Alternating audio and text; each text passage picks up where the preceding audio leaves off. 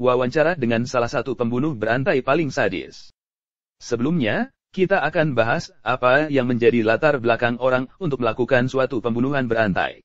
Selain motif dendam, ekonomi, politik atau kelainan jiwa, psikopat, kita bisa lihat pada kasus Sumanto atau di beberapa kasus lain yang Anda lupa, pelakunya mengaku melakukan serangkaian pembunuhan dalam rangka mendapatkan ilmu kesaktian.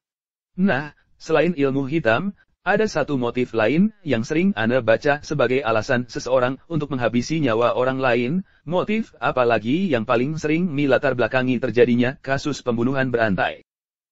Pernah baca berita tentang seseorang, atau sekelompok orang, yang membunuh karena konon mendapat semacam bisikan wahyu dari Tuhan? Mungkin kasus semacam itu bisa langsung kalian komentari sebagai bagian dari gejala sakit jiwa. Delusional. Skizofrenia.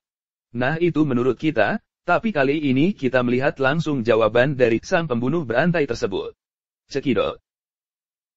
Joseph Kallinger, beliau lahir pada 11 Desember 1935 di Philadelphia, Pennsylvania. Beliau kecil diadopsi oleh imigran setelah ayah dan ibunya bercerai. Namun bukannya mendapat kasih sayang orang tua yang dia tidak pernah dapatkan, Kallinger kecil malah sering mendapat perlakuan kasar oleh orang tua angkatnya. Bahkan ketika umurnya beranjak 6 tahun, Kallinger menderita hernia yang disebabkan perlakuan kasar ayah angkatnya. Hukuman yang pernah dialami Kallinger pun sangat mengerikan, dibakar dengan besi yang dipanaskan, memakan kotoran, dicambuk sepertinya sudah menjadi makanan sehari-harinya. Karena perlakuan buruk yang didapatkan sewaktu kecil, Kallinger didiagnosis menderita skizofrenia paranoid. Para psikiater pun merekomendasikan kalau Kallinger diawasi bersama keluarganya. Namun nahas, 2 tahun setelah Kallinger didiagnosis skizofrenia, salah satu anaknya ditemukan tewas di sebuah gedung kosong, tanpa ada bukti yang kuat. Kallinger pun terlepas dari tudingan ini yang menandakan dimulainya malapetaka. Mulai tahun 1974, Kallinger dan putranya yang 12 tahun, Michael, melakukan kejahatan besar-besaran di Philadelphia, Baltimore, dan New Jersey. Selama 6 minggu, mereka merampok, menyerang, dan melakukan pelecehan seksual terhadap 4 keluarga, dan membunuh 3 orang dengan cara masuk ke dalam rumah, dan berpura-pura menjadi seorang salesman. Banyak kejahatan yang dilakukan ayah dan anak ini sampai di puncaknya, ia ditangkap pada tahun 1976, pada saat pembunuhan terhadap seorang perawat 21 tahun dengan cara menusuk leher dan punggungnya.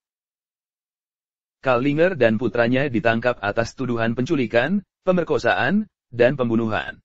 Kallinger dijatuhi hukuman seumur hidup pada 14 Oktober 1976, sementara itu, anaknya Michael dinilai di bawah kendali ayahnya.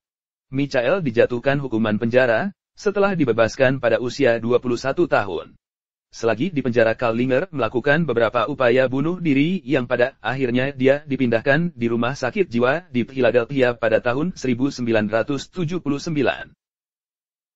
Pada tahun 1988, seorang jurnalis asal Amerika, Geraldo Rivera mencoba menginterview langsung si serial killer ini. Penasaran bagaimana proses interviewnya?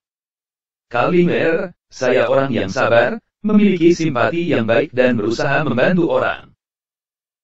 Interviewer, Anda orang yang sabar, pendengar yang baik dan selalu membantu orang ketika Anda tidak mencoba membunuh. Kallinger, ya. Interviewer, apakah Anda membunuh anak Anda sendiri? Kallinger, ya saya melakukannya. Interviewer, kenapa Anda melakukan itu?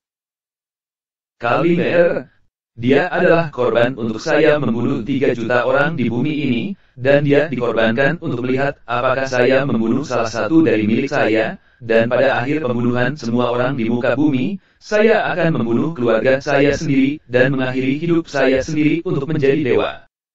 Interviewer, bagaimana pendapatmu tentang hukuman mati? Kallinger, saya menentang itu. Interviewer, negara tidak punya hak untuk mengambil hidupmu, tapi kamu bebas membunuh orang lain. Kallinger, saya rasa tidak ada orang yang berhak mengambil nyawa orang lain. Interviewer, kecuali Anda. Kallinger, ketika saya sedang mengalami halusinasi, ya. Interviewer, suara ini datang dari Tuhan, semua halusinasi ini, apakah Anda masih mengalaminya? Kalimer, ya saya masih mengalaminya. Interviewer, Kalimer, iya, sering. Interviewer, apakah Anda pernah mengalami kekerasan? Kalimer, ya, saya pernah. Interviewer, apa yang ingin kamu lakukan? Kalimer, membunuh orang. Interviewer, apakah Anda masih merasa ingin membunuh orang? Kalimer, ya. Interviewer, jelaskan yang Anda alami saat Anda ingin membunuh orang. Kalimer, 11 Maret yang lalu saya berhalusinasi, dan saya mengambil pisau cukur dan menusuk tenggorokan seorang pria. Interviewer, di sini di rumah sakit. Kalimer, ya, di sini di rumah sakit.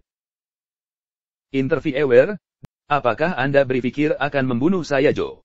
Kalimer, ya. Interviewer, itu sangat mengerikan, Joe. Kalimer, ya memang seperti itu. Interviewer, Anda seharusnya tidak menyalahkan saya jika saya bilang, saya harap Anda tidak pernah keluar dari tempat ini. Kalimer, saya juga berharap seperti itu. Dan itulah interview yang menurut Anda sangat mengerikan, yang datang dari seorang pembunuh berantai aka penderita skizofrenia. Pembunuh sadis itu sampai bawa-bawa Tuhan.